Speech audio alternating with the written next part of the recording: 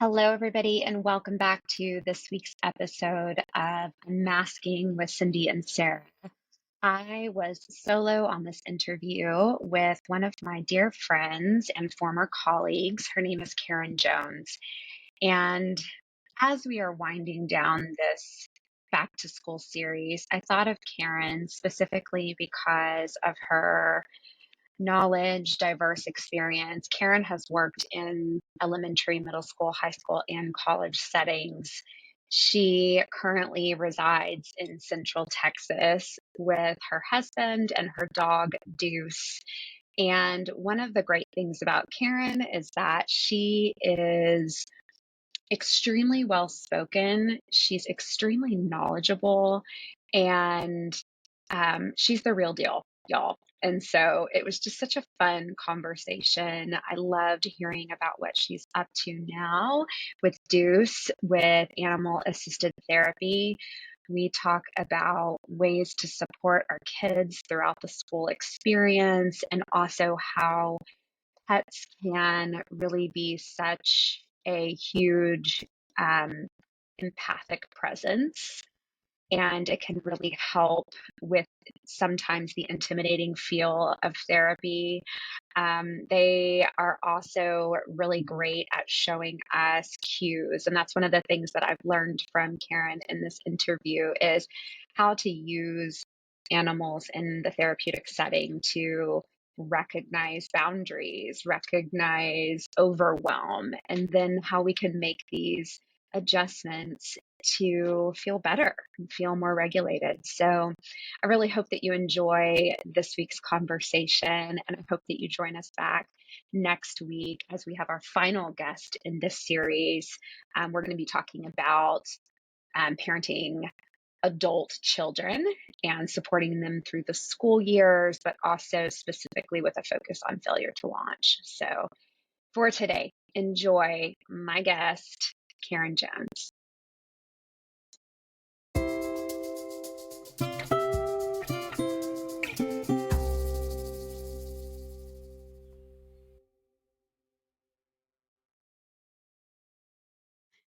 Hello, everybody, and welcome back to this week's episode of the Unmasking podcast with Cindy and Sarah. Sarah is not here this week, but I have the pleasure of sitting down with one of my oldest and dearest friends, Karen Jones. And I'm just so grateful that she agreed to come on this week and talk to us about her experience as a counselor, both in school and in private practice. And she has a very unique, special practice now that she's going to share with us about. And so I thought, what a more perfect person than Karen to come on. And so thanks, Karen, for doing this. Thank you for having me. It is wonderful to see you, and it's as if all that time that's passed hasn't. And that's the sign of a true friend, I think, when you feel like you can just pick up where you left off. So it's delightful for me to be here and to have this conversation with you. Oh, I couldn't agree more. And Karen, you and I met. We have actually kind of crossed paths over the years as school counselors, but then we came back around, I believe, maybe like 2017, 2018. It's all kind of a blur as we were both student support coordinators, in other words, crisis counselors. And so you and I really got to know each other pretty well over the course of those years and found out that we have a lot in common, both professionally and personally. And so I thought it would be really nice if we could just open with you just sharing a little bit about your background. So, career path, how did you decide to go into counseling? Just kind of start there. So I started as a counselor in colleges and universities and obtained my licensure then. And I'm not going to say when that was, but it was a while back. I'll date In myself. the 1900s. Exactly. And I worked at places including SMU, UT, community colleges. I had my boys, And I ended up being a stay-at-home mom in order to implement some therapy that my neurodivergent child, one of my children, needed. So he just stopped talking as a toddler. He was ritualistic. He was having trouble with social skills and sensory issues.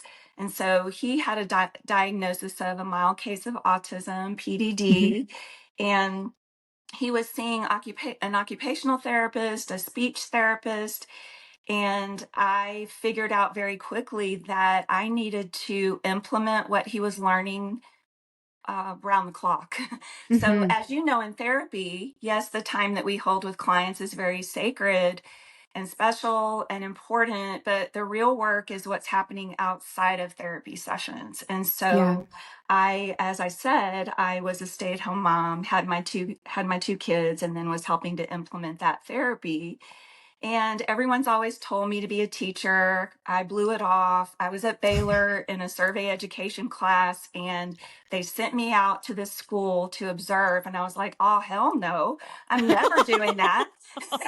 Nope. Practically running out the door when the class was over, but it kept coming back to haunt me. And so I decided to become a teacher. I was going through a divorce at the time and wanted to have the same schedule as my kids, as so many moms who do this. And so I was super blessed to have my boys on campus with me at an elementary in Frisco. I think one just kind of resigned himself to the fact that this is the way my life is going to be. My mom's going to know too much. And then I actually had one running away from me at times at school. Literally. Literally, my neurodivergent one. And so they would give mixed stories about that.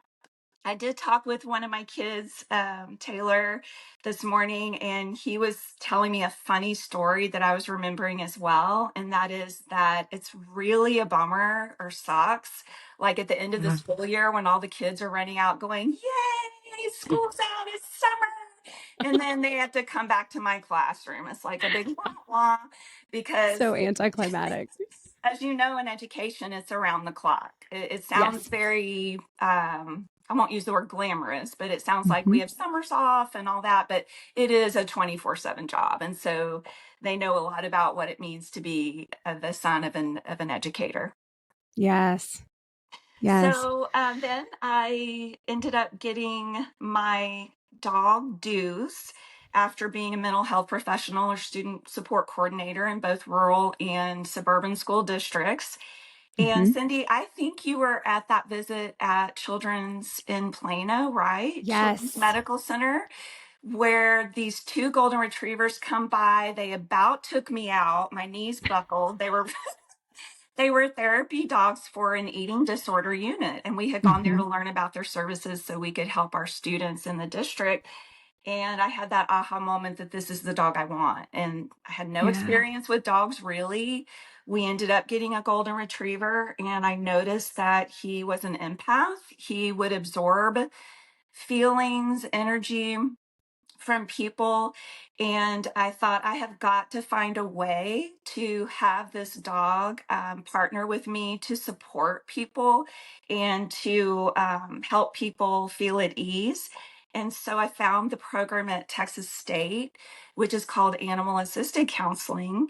It's extremely rigorous. We were warned that it was, but I had no idea how tricky it is. It's just enough to be a counselor and to be present. And if you're doing your job correctly, that can be exhausting in a good way. But when you've got another species with you, that's a whole other element, especially an 80-pound one. And so, so we're done with that program, and he and I are in private practice together. And I'll tell you more about that later. Yes. Oh, I love this. And I remember when you got Deuce, and we were still maybe student support coordinators at the time, and you'd have to go home and let him out and walk him. And you were like, oh, this dog, like, I love him, but he's got this energy and he just loves people so much and loves being with people. So you talked about him being an empath. What are some examples of that? We won't call him needy. We'll just say he's loving, right? So he definitely prefers humans to other dogs. But I can give you an example of something that happened in the lobby of my private practice the other day that actually brought tears to my eyes.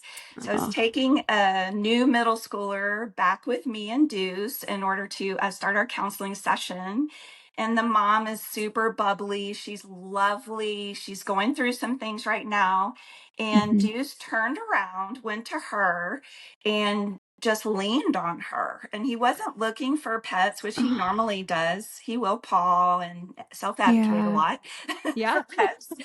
But he sensed that she needed that. And she's like, Deuce, how did you know? Oh, thank you so much. So we've also been to grief camps, and we've been at crisis response. I don't know if you heard about the tragedy through Hayes CISD. So we spent a lot of time at that school. And as I mentioned, we have been to grief camps for families, and sometimes animals pick up on things that humans don't. And so it's just a magical thing. And it's changed my life.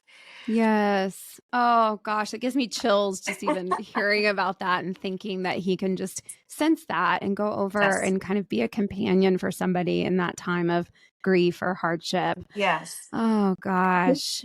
Wow, that's just amazing. So you've given us kind of an introduction into how you got to where you're at now. Let's go back a little bit to your own experience as a parent with these back to school joyful moments, but yet also challenging times, and especially having a child who's neurodivergent. Can you think about, for our listeners, like some things that you would like to share, what that's been like for you, how you've supported your boys through the years?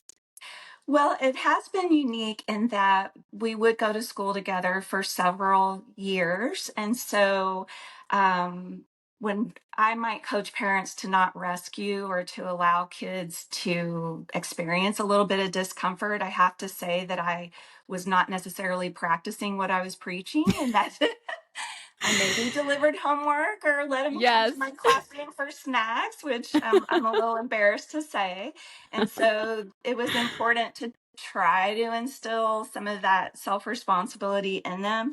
With a neurodivergent child as early as preschool, I found that the unknown was really difficult for him. And so I would do my best to let him meet the teacher first, see the classroom. If he couldn't meet the teacher, I would get a picture and we'd slap it on our fridge, show him where everything is. And I think that the unknown is tricky really for all types of kids. And it's something that I'm hearing, particularly in working with one client who started middle school, actually a couple who've started middle school. It's very daunting to think about having all these different teachers, and it's exhausting to change classes so often. And that just brings a whole other level of having to be organized and exhibit executive functioning skills. And so, speaking of executive functioning skills or lack thereof, I might make the mistake with my neurodivergent child in the morning of saying a multi-step direction. Go get your brush your teeth, get your socks, put on your shoes. Like it might be something as basic as that. And we'd go to school. I think we're ready to walk into the school and we're ready for the day. And my child would be barefoot, shoes nowhere in sight. Right. It was too much. So I definitely feel parents' pain in just getting out the door and with the logistics of it all. My kids also had some health issues with asthma. And so there was a lot of coordination with teachers, PE coaches, the nurse.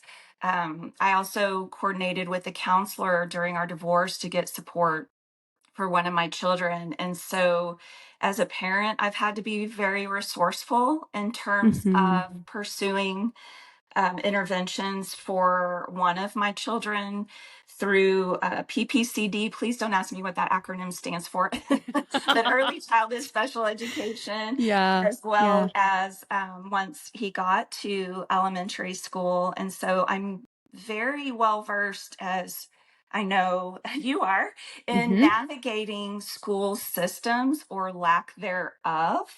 And Yes. so, as an advocate for my children, in terms of whether that was pursuing accommodations or supports through special education. You and I both were Mm-hmm. 504 coordinators in our spare Mm-hmm. time while we were counseling, as Yeah. well as testing coordinators. So we know how to navigate those systems as Yes. parents. And so I think that's definitely something we bring to the table to our families.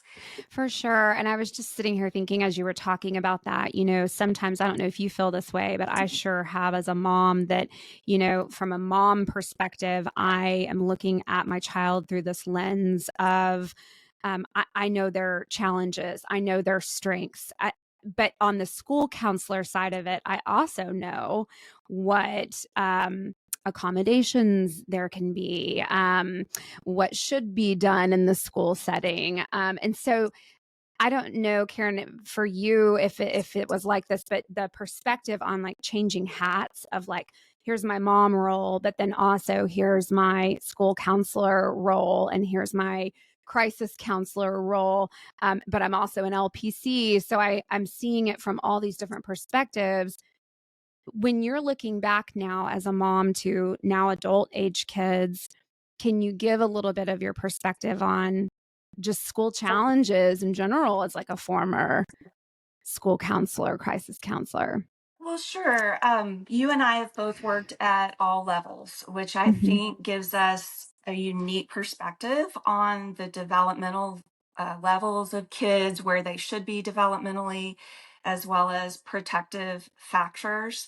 Mm-hmm. And so, just to clarify your question, you're saying just what the challenges are of each of the levels, or perhaps transitioning to the different levels? Yeah, maybe transitioning. Okay. Yeah, Okay. transitioning. So, for going into elementary, I think one of the things that struck me was Mm-hmm. that very big issues, even grown up issues, are trickling down to our youngest children. So we are seeing things like very high levels of anxiety, depression, perhaps suicidal ideation, self harm, which will be shocking to some Mm-hmm. of your listeners, but that is happening right now. And so there is a huge importance that we have early intervention. So a Yeah. lot of our mental health professionals and districts only serve middle or high school, whereas I think that we need those interventions at earlier ages, because those issues don't just go away. They're not necessarily just phases. Yeah. For middle school, as I mentioned, I think it's the logistics that can be challenging, but I think it's also discovering who they are and choosing things that are right for them, not just based Mm-hmm. on what their friends are doing. And I've also worked with a lot of kids on defining their values and what friendship means. And sometimes that means that you have a smaller core group of friends, Mm-hmm. but you're adhering to your values and being true to yourself. And those are such important lifelong skills, that self Yeah. advocating during conflict or setting proper boundaries, which can be hard for many of us.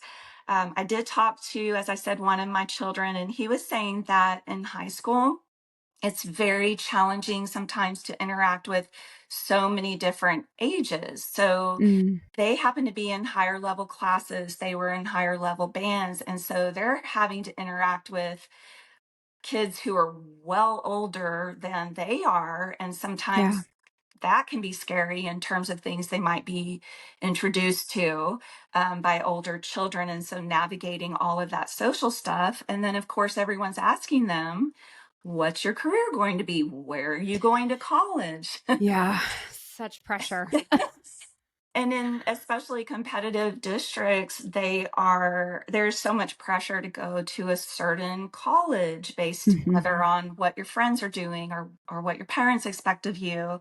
And there are thousands of colleges, and there's a right one for everyone, which is what I think Ethan definitely shared, which I love. Yes. So everyone's path may look a little different to get to a goal, but Hmm. that's okay. You don't have to take all AP classes and play that Right. GPA rank game if it's Hmm. not what is best for you. I love that you said that because I work in an area where I would consider the district is extremely competitive. And we hear that all of the time. It's fed to the kids that how many APs you need to take and the more rigor the better, and that's just not true for everybody. And in fact, it can be more harmful, more of a stress load to put on these kids plates. And so it's really hard because we're kind of fighting this battle of like, well, we know that this is it looks great on paper and it looks great on social media to say that your kid did X number of AP classes, but yet when I have a kid who's struggling with high levels of anxiety or depression or perhaps both, there's a disconnect there somehow. What do I do? How do I care for my kid? And so that lends itself to my next question, which is how would you guide parents? This is tricky, but how would you guide parents of really specifically teen age or college age who are experiencing a lot of anxiety, the pressure, depression, just all of that? Well, I think one thing that's important to look at is, and I like the word that you use, plate.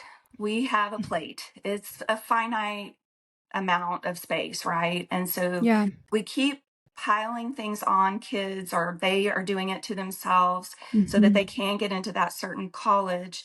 But when that happens, we know that something has to give, whether that's their mental health or academics or time with family or time to just be a kid.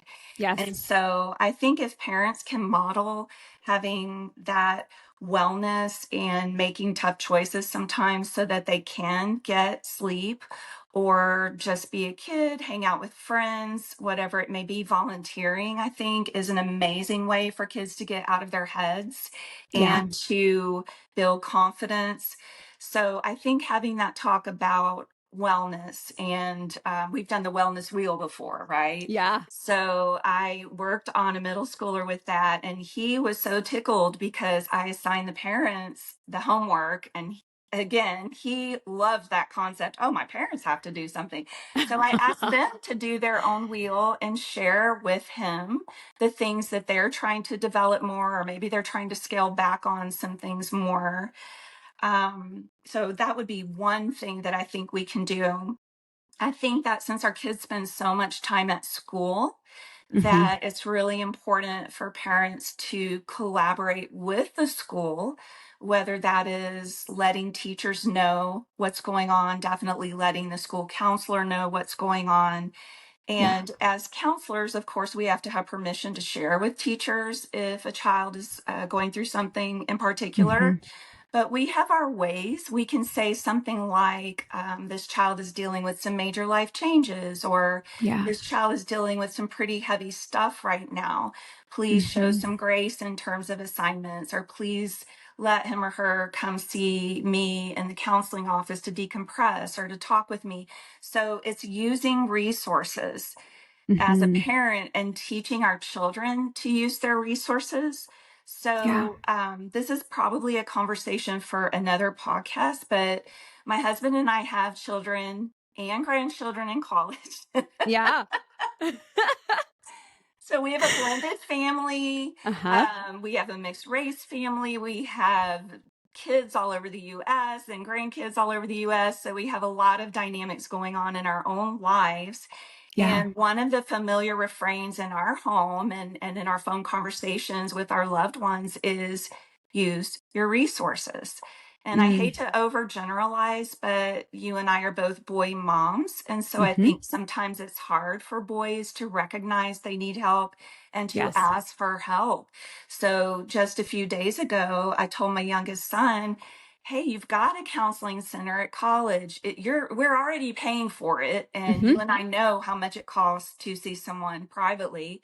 You've got a Yeah. career center at your college. So maybe you could get some ideas or confirm things you're thinking about, or get an internship, or look into volunteer opportunities, learn about organizations at your school. Maybe Yeah. go to the writing center, get tutoring. And so I think it's a matter of identifying a need and then using resources to help fill that need, which is such an important life skill. Yeah. I love what you said about the wellness wheel, which I use that still all the time. But I love how you used that, because I think what you're describing is empowerment, right? Like it's not a do as I say, not as I do. It's like, hey, like I'm a human too, with a wheel or a plate or however you want to describe that, right? And I get off balance often, so here's how I find my center. And so it's a very vulnerable conversation for a parent to sit down with their child and say, when I'm in struggle, this is how I know. And this is what I do to make some adjustments. And I think if more parents were willing to do that, or maybe felt like they had permission to do that, maybe it would take the stigma away for some of these kids who are feeling like they have to just balance it all until something breaks. That really resonates with me, Cindy, because we know the importance of parents modeling certain skills, because it's not like we just innately know how to do this stuff.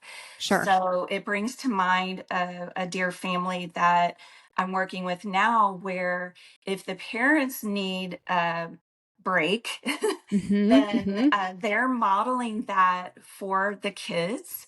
So if they need to reset, reboot, whichever term you want to use, they Yeah. take that time and they make it happen. And so the kids are seeing that even as adults, sometimes we're not Mm-hmm. regulated. Even as adults, sometimes we need to get grounded and reset. And so I think Yes. that's just such a gift that you can give your kids. Absolutely. Absolutely. And I think too, it helps adults remember that they were teens and college students too at one point. And, Yes. we kind of often expect our teens or college age students to just get it, but really perspective again is a function of time and experience. And so how are we going to be able to meet them where they're at unless we're really being vulnerable and open about it ourselves? So I love that.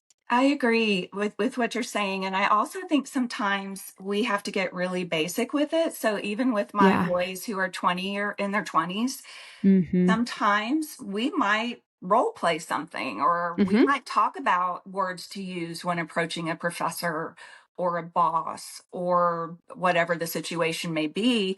And some kids require more, or young adults even require more guidance with that sort of thing.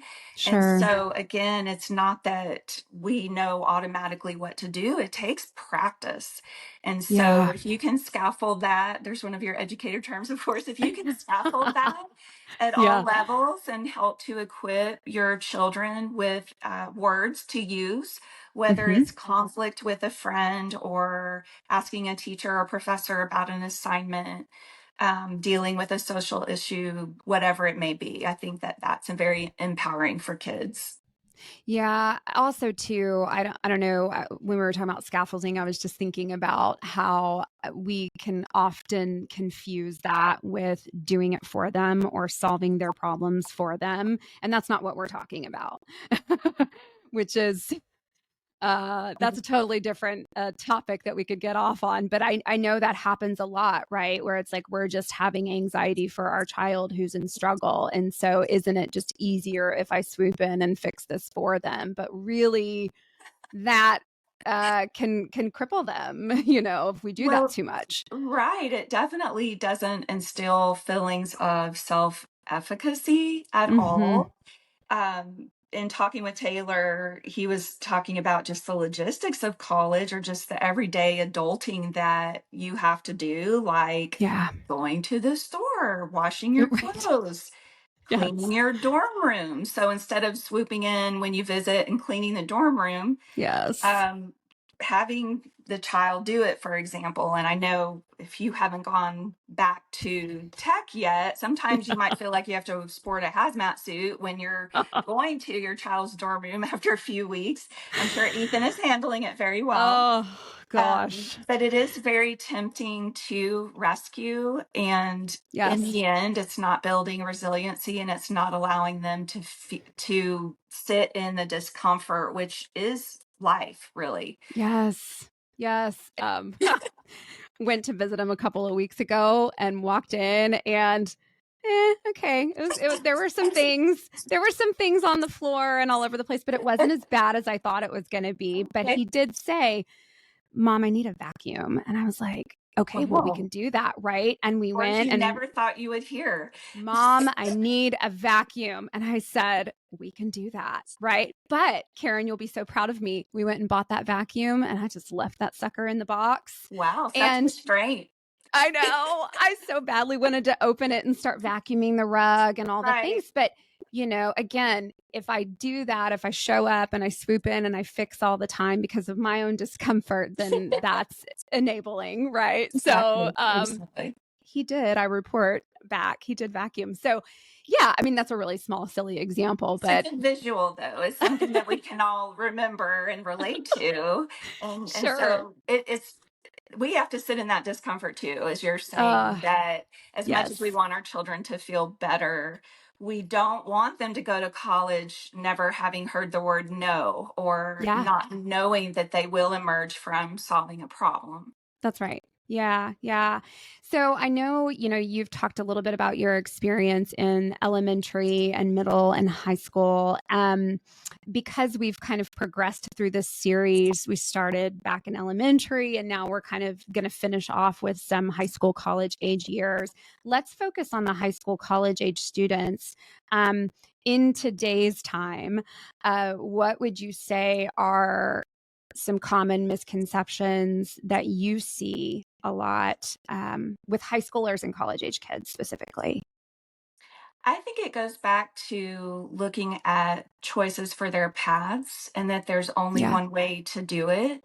And I think that high school counselors definitely need to, and parents for that matter, definitely need to include other ways to get to a goal. So, for example, for some kids, that might look like going to community college first to Hmm. develop some executive functioning skills, study skills, as well as kind of leaving the nest a little bit, but not totally.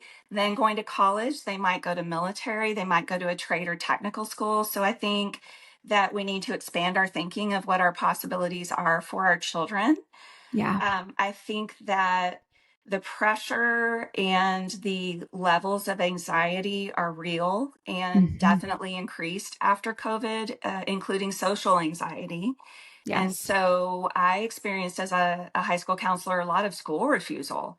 And Mm. it just perpetuated itself because the more the kids stayed out of school, the more fearful or anxious they were about returning. And Yeah. so that was something I saw a lot of. And one thing that struck me, and as you know, as a former district crisis counselor, just the amount of crises that our kids are experiencing in terms Yeah. of suicidal ideation, self harm, things like Hmm. that. And so you have to deal with obviously the safety first, then we can deal with the academics. So Yes. it's as a school counselor, it feels impossible because your caseloads are so high and the needs are so big and so real. And Hmm. you might have kids who are having to work to provide for their families, for example. So Hmm. they're having to adult already at a very young age. And so I just think the importance of helping kids find connection and a sense of belonging cannot be overstated. And a protective factor, as we know, Cindy, is that there's one trusted adult. That sounds kind of Hmm. like an elementary term, but it is true, regardless of the Yeah. age, that kids have a trusted adult outside the home, that they're plugged in with a group in some way, whether that's Yeah. volunteering, extracurriculars, clubs, whatever that looks like. And so I think that is a huge factor that has to be addressed as well. Sure. Yeah. So it's kind of like, going back to the COVID time, you and I were in the thick of it. I remember working alongside one another and really seeing how people just became so dependent on, well, I can do this online. And so, like, I don't really need a community because I have it in my screen. And that was just the way that the world was for a couple of years. And so now that we've shifted back into this, place of people are getting out in the world again, um, we're seeing that kids have been so desperate for that community. And so maybe one of the misconceptions is that I'm okay because I have my resources right on my laptop. And while that's great, we're still missing that human real time connection piece. So that's really important. Exactly. And Yeah. even having kids be comfortable talking on the phone or Yes. having tough conversations in person. So much of it is done via social media, text, that I feel like some of those skills were lost and Mm-hmm. exacerbated during COVID. And I think we're still seeing those residual effects years Sure. later. For some kids, it would just be practicing having conversations on the phone, for example, or face to face, as I mentioned earlier. Yeah. Yeah. No, I love that. And that kind of is a natural segue into talking about Golden Paws counseling because I I just, when you started this practice, has it been a year now? Oh, no, this is fairly new. So Deuce and I Oh, it's started this calendar year. I oh, you retired did. from, yeah, I retired from school counseling at semester, Okay. and we were in the program the year prior. And so this is relatively new. Okay, okay. My sense of time is all screwed up, but but anyway, yeah, going into Golden Paws counseling and the benefits of having an animal for self-regulation, overall mental well-being, I can only imagine that seeing Deuce with clients, interacting, helping calm their nervous system really just kind of opens that door to um practicing in these situations where there can be higher levels of anxiety, but you have an animal who's picking up on that and helping you regulate. I want to go back and talk about that for a little bit if we could. Does Deuce make like home visits? Does he make school visits? I'm Or glad does you brought that up because we have been in different settings. And uh-huh. so during our program, we have to have 100 supervised hours. Oh So wow. we did some crisis response, we did some grief camps, we went to school at lunchtime for kids just to help them feel more calm. So we've done several different things like that. We also have gone to places of employment to help people in very stressful jobs, Oh wow. um, just help them with their mental health and support. And so we've been in several different environments like that. Sure. Oh gosh, I love that. And what do you notice about your clients like over time as they work with you and Deuce? Well, I notice immediately, and clients have told me this, that they feel safe Yeah. having him there. So it builds that sense of safety, that sense of trust, and helps Hmm. break down barriers very quickly, which is wonderful. Yeah. And there's so many different applications in partnering with him. So, for example, we might do an intervention on mindfulness or emotional regulation. And so it's much less threatening to start this conversation by talking about how Deuce is emotionally regulating. He may go into his crate to take a mental break. So we'll draw the parallel of how we all need to do that. Or he may be self advocating. He's pawing, which sometimes isn't the most comfortable thing, but he's Yeah. pawing us to get some love. Or he's shaking it off or to get emotionally regulated. So if I can start from that point of view or perspective, it Yeah. doesn't feel as vulnerable at first for a client. And it's also very visual and very impactful to have a dog. I think especially with younger children, because we know younger children are so much more literal and hands-on. And Yeah. so it definitely helps to reinforce things like what social cues is Deuce giving us right now by doing these things, and how might that relate to when you're at recess and kids are doing this, or how is Deuce setting boundaries with us, or how do we need to set boundaries with Deuce. Yeah. Also, we do some things having to do with problem solving and resiliency. So, for example, I will have a client try to get Deuce through a tunnel or do a dog puzzle. And we might use treats as bribes or encouragement, I should say. Yes. And I let the client decide how to do it. And of course, I'm there for help if they need it. And then we break it down and talk about, in trying something new or difficult, how important is it to have help or encouragement or to practice that. And so those parallels are so powerful for clients. And then let's say that Deuce is being ornery and he decides he doesn't want to do a trick for us that we're teaching, or doesn't want to go through the tunnel.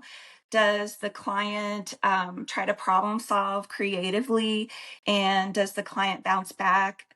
Is he or she showing resilience? Is Deuce showing resilience, or is Deuce getting Yeah. frustrated? And so there's just so much that we can do in terms of having an animal partner. And I think for people who are reluctant to go to counseling or participate in counseling, it's definitely a hook. And we used to joke about this last year in my program about how our animal partners are the stars, like they just want to like all about the dogs, right? But that's okay. That's Yes. what we signed up for, but we do get some good laughs about it. Oh gosh, I love that. There's so many different creative ways to work on these skills. Is that something that you learned in your program, like resiliency and boundaries and all of that, or did you just come up with that on the cuff?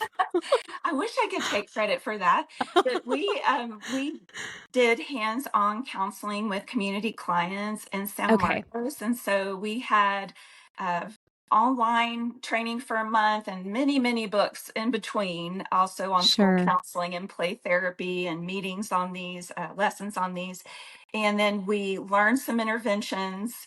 On campus for a week with our animals, and then we actually use those or apply those interventions with community clients. And so it has been a long and rigorous process, but I definitely feel empowered to deliver Yeah. these types of interventions. And I'm just amazed at the magic of it every time we go to work, which really doesn't feel like, Yeah. of course.